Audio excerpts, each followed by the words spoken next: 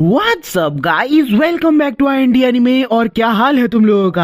आज हम इस वीडियो में ब्रेक डाउन करने वाले हैं बोरुटो के ओपनिंग नंबर 10 का। एंड एज ऑलवेज इस ओपनिंग में बहुत सारे मांगा रेफरेंसेस थे एंड ऑब्वियसली मैं उन्हें कवर भी करने वाला हूँ। लेकिन B relaxed, I will make sure कि तुम्हें मांगा से रिलेटेड कोई भी मेजर स्पॉइलर ना मिले। लेकिन अगर तुम्हें मेरा ब्रेक डाउन स्लैश एनालिसिस जरा सा भी पसंद आता है देन प्लीज थोड़ी सी मेहनत तुम भी करके इस वीडियो को लाइक कर देना। विद दैट बीइंग सेड, बातें बहुत हो गई, let's get started with the video. तो हमारा सबसे पहला शॉट आता है जहाँ पर हम देख पा रहे होते हैं एक छोटे से इन्फेंट पेड़ को एंड उसी पेड़ के अराउंड बोरुटो का ही हेडबैंड भी रखा हुआ होता है। पेड़ यहाँ पर डायरेक्टली रिप्रेजेंट करता है कवाकी को। एज आगे जाके इन द ओपनिंग हम देख सकते हैं कवाकी ने भी बोरुटो के हेडबैंड को अपने गले के अराउंड ही पहना हुआ है। इन द मांगा एक चैप्टर आता है जहाँ पर बोरुटो कवाकी को अपना हेडबैंड हैंड ओवर करता है, उसे एज अ निंजा एक्नॉलेज करते हुए। एंड इसी वजह से नॉट ओनली ये पेड़ एंड हेडबैंड दोनों भाइयों के बीच के बॉन्ड्स को दर्शाता है, लेकिन फर्दर एक्चुअली में ये एक सेटअप भी है आगे आने वाले टाइम स्किप सीन के लिए। एस क्योंकि बोरुटो ने अपना हेडबैंड तो कवाकी को दे दिया था, तो जो ओनली हेडबैंड बोरुटो अपने बैग में से निकाल के वहाँ होकागे स्टैच्यूज के ऊपर पहनता है वो और किसी का नहीं बल्कि अब सासके का ही हो सकता है। ऑल्सो हम बैकग्राउंड में भी देख सकते हैं कि बारिश की भी कुछ बूंदें वहाँ आसपास आसमान से गिर रही हैं। एंड बारिश भी यहाँ पर दो तरीके की चीजों को डायरेक्टली सिग्निफाई करता है। एक तो ऑब्वियसली ग्रोथ को, क्योंकि जब पानी की बूंदें वहाँ उस पेड़ पर जाकर गिरेंगी एंड पेड़ जो कि मेटाफोरिकली कवाकी है सीन में, उसकी ऑब्वियसली देन फिर ग्रोथ होगी। एंड वहीं पर जो सेकेंड मीनिंग है इस बारिश का, उसका रेफरेंस मैं तुम्हें आगे ब्रेक डाउन में जाके समझाऊंगा। नेक्स्ट शॉट आता है बादलों के वजह से ढके हुए एक अंधेरे से भरे हुए कोनोहा का। लेकिन उसी अंधेरे भरे बादलों के बीच में से ही कुछ रेज ऑफ लाइट वहाँ कोनोहा के ऊपर जाकर गिरती है। सडनली शॉट कट होता है हमारे न्यू जनरेशन के सभी शिनोबीज के ऊपर, जिनके फेसेस भी उसी लाइट के वजह से एकदम ग्लो कर रहे हैं, विजुअली रिप्रेजेंटिंग की कैसे इस अंधेरे भरे टाइम में जो ओनली रे ऑफ होप है कोनोहा की, वो है उनके न्यू जनरेशन के सभी shinobis. And that's why just उसके अगले शॉट में भी हम देख सकते हैं जहाँ से वो लाइट आके कोनोहा के ऊपर गिर रही है, उसी तरफ ही या उसी डायरेक्शन में ही हमारे सभी नेक्स्ट जन कैरेक्टर्स आगे बढ़ रहे हैं। नेक्स्ट अब हम देखते हैं कि जब हमारा बोरुटो अपना कारमा वाला hand left to right shift कर रहा है, उसी के जस्ट साथ ही साथ में बैकग्राउंड में ब्लेंड होते हुए बड़े बड़े अक्षरों में बोरुटो भी लिखा हुआ आ रहा है। लेकिन जो मेन इंपॉर्टेंट डिटेल है यहाँ पर नोटिस करने वाली, वो ये है कि अगर तुम बोरुटो के हाथों को ध्यान से देखो तो हर एक लेटर के साथ बैकग्राउंड में बोरुटो के जैकेट के थ्रू कारमा को भी तुम आगे बढ़ता हुआ देख सकते हो। अगेन काफी कूल शॉट, लेकिन जो मैसेज ये शॉट डिलीवर करना चाहता है वो ये है कि कैसे बोरुटो का कारमा प्रोग्रेशन विद द शो आगे बढ़ता जा रहा है। लेकिन मैं एक बहुत ही बड़ी डिटेल मिस करके आगे जा रहा था, बिकॉज ओपनिंग के एग्जैक्टली 14.263 सेकेंड्स पर तुम लोग देखोगे जब बोरुटो में से यू लेटर लिखा हुआ आता है, सिर्फ और सिर्फ उस टाइम पर कारमा के बीच में जो सर्कल है दैट इज गॉन।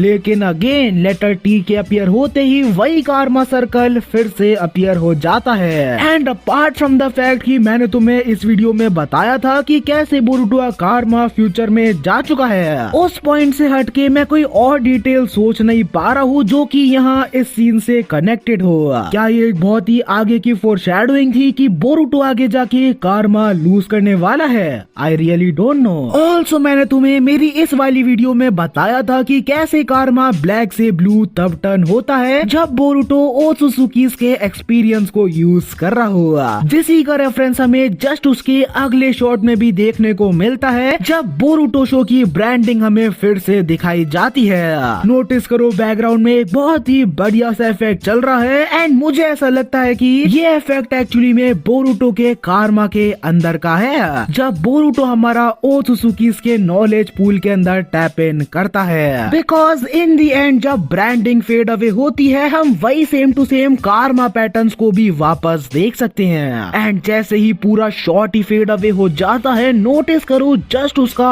अगला शॉट ओपन अप होता है बोरुटो के ही कारमा वाले हैंड से, जो भी ऑल्सो ब्लू है, प्रूविंग कि वो इफेक्ट एक्चुअली में कारमा के अंदर का ही था। बोरुटो आफ्टर रियलाइजिंग कि कैसे कारमा प्रोग्रेशन धीरे धीरे करके उसकी बॉडी में और आगे बढ़ता जा रहा है, अपनी मुट्ठी को जोर से बंद कर लेता है। और इस चीज को उन्होंने बहुत ही ब्यूटीफुली इस वे में दिखाया है कि कैसे बोरुटो तो हमारा वही सेम अपनी लोकेशन के ऊपर बैठा हुआ है, लेकिन बाकी सभी लोग बहुत ही तेजी से अपनी लाइफ में आगे बढ़ते जा रहे हैं। ऑल्सो पूरा शॉट ओवरऑल एक डार्क कलर के थीम पे सेट है, पोर्ट्रेइंग की कारमा की वजह से बोरुटो की लाइफ काफी ज्यादा डार्क या डिप्रेसिंग हो चुकी है। साथ ही साथ में तुम यहाँ पर दो व्हाइट बर्ड्स को भी हवा में उड़ता हुआ देख सकते हो, जिसका रेफरेंस हमें पिछले ओपनिंग में भी दिया गया था। एज व्हाइट बर्ड्स का हवा में उड़ना रिप्रेजेंट करता है फ्रीडम को, एंड इन बोरुटोस केस बोरुटो को ऑब्वियसली फ्रीडम चाहिए अपने कारमा से। नोटिस करो जब हमें बोरुटो का ही मुट्ठी बंद करे हुए एक शॉट दिखाया जाता है, उसी शॉट के बैकग्राउंड में तुम कुछ व्हाइट कलर के स्मोक को भी पीछे उड़ते हुए देख सकते हो। फर्दर यही सेम टू सेम स्मोक हमें तब भी देखने को मिलता है जब आगे जाके एकदम से टाइम फ्रीज सा हो जाता है एंड सभी लोग काफी धीरे धीरे करके आगे बढ़ने लग रहे होते हैं। अब अगर तुम्हें ना पता हो कि व्हाइट स्मोक का आना एंड देन फिर टाइम का स्लो या फ्रीज हो जाना, ये एक ऐसी गॉडली एबिलिटी है जो कि मोमोशिकी ओत्सुकी यूज करता है। मांगा रीडर्स को तो पता ही होगा मैं यहाँ पर किस चीज की बात कर रहा हूँ, लेकिन बिगेस्ट एग्जाम्पल इज जब मोमोशिकी ने बोरुटो की बॉडी पे कारमा प्लेस करा था, व्हाइट स्मोक आया and then time freezed. Also ध्यान दो कि टाइम के फ्रीज होते ही बोरुटो भी उसी स्मोक को घूमते हुए नोटिस करता है, या फिर ऐसा कहूँ कि बोरुटो ऑल्सो रियलाइजेस कि वो अब एक बहुत ही बड़ा थ्रेट बन चुका है कोनोहा एंड विलेज के अंदर सभी लोगों के लिए। आगे बढ़ते हुए हमें क्लियरली दोनों ही बोरुटो एंड कावाकी के बीच में एक टोटली ही पैरेलल या ऑपोजिट सिचुएशन दिखाई जाती है, जहाँ पर बोरुटो जैसे हमने देखा एक डार्क डिप्रेसिंग जगह पे था, तो वहीं पर दूसरी तरफ कावाकी एकदम ब्राइट सनलाइट में है।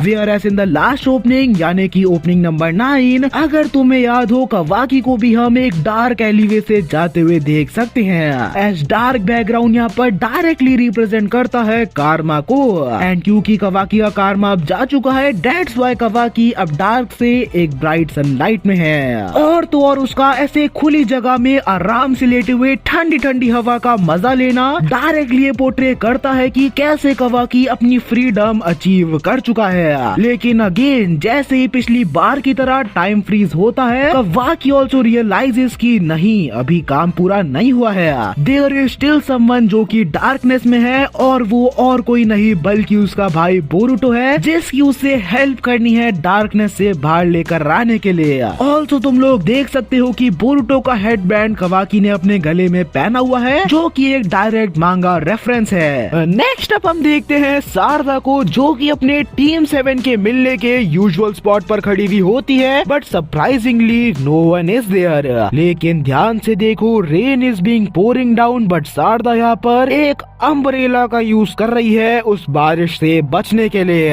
सिमिलरली हम देखते हैं कि मित्सुकी भी अपना छाता लेके उसी सेम जगह पर खड़ा हुआ है, जहाँ पर बोरुटो एक एपिसोड में मोमोशी के डर से सोना बंद कर देता है। फॉलो अप में हम शिकादाई को भी देख सकते हैं, जो भी बारिश से बचने के लिए कहीं तो किसी ब्रिज के नीचे खड़ा हुआ है। लेकिन इन्हीं सभी के पैरेलल में हम देखते हैं कि बोरुटो उसी सेम बारिश में खुला भीग रहा है, जहाँ पर उसके कारमा प्रोग्रेशन के बढ़ने के वजह से या फिर मांगा चैप्टर 64 के रेफरेंस के अकॉर्डिंग एक हार्ट अटैक आने के वजह से बोरुटो स्क्रीमिंग इन पेन। जैसे मैंने तुम्हें ब्रेक डाउन की स्टार्टिंग में कहा था, बारिश का सिंबलाइजेशन यहाँ दो तरीके से किया जा सकता है। एक तो ऑब्वियसली ग्रोथ को शो करने के लिए, लेकिन दूसरी तरफ पेन, सैडनेस एंड सॉरो को रिप्रेजेंट करने के लिए। इसी रीजन के वजह से जहाँ पर सारदा, मित्सुकी एंड शिकादाई इस रेन या एके सैडनेस से बहुत ही ज्यादा दूर है, बिकॉज उनके पास मेटाफोरिकली एक छाता है, या फिर आसान भाषा में उन सब की जिंदगी काइंड ऑफ बढ़िया चल रही है। तो वहीं पर दूसरी तरफ बोरुटो या बोरुटो की लाइफ कारमा के वजह से पेन, सफरिंग एंड सॉरो से कम्प्लीटली भीगी पड़ी है। एंड द ओनली पर्सन जो कि बोरुटो के स्पेन में अभी करंटली उसके साथ है वो है उसका इकलौता भाई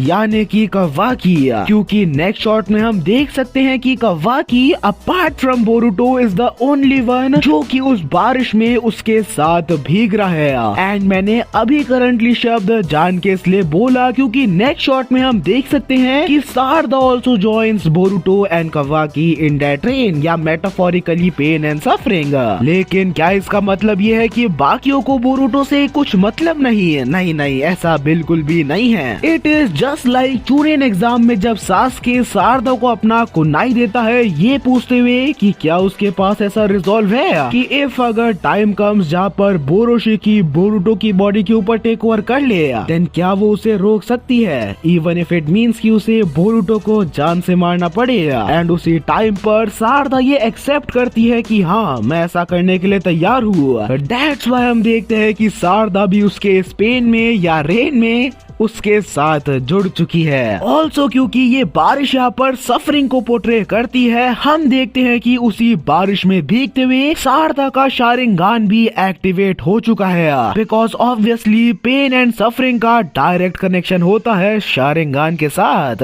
एंड हो सकता है ये सारदा के सेकंड टोमोयो के लिए एक सेटअप भी हो क्योंकि आगे जाके एक ऐसी इंटरेस्टिंग डिटेल मिली भी है मुझे जो कि डायरेक्टली इस चीज को फोरशैडो करती है। लेकिन अगर तुम मेरे ब्रेक डाउन को अभी तक एंजॉय कर रहे हो देन बी श्योर तुम कमेंट्स में जाके लिख दो गॉड IND। फर्दर सारदा की आइस पे शॉट का इतना फोकस करना खैर वो तो फिर भी इतना समझ आता है, लेकिन आई वंडर कि आखिर कवाकी क्यों अपनी लेफ्ट आई पे ऐसे हाथ रखे हुए है। ऐसा थोड़ी होगा कि कवाकी भी कोई डोजुत्सु अवेकन कर लेगा।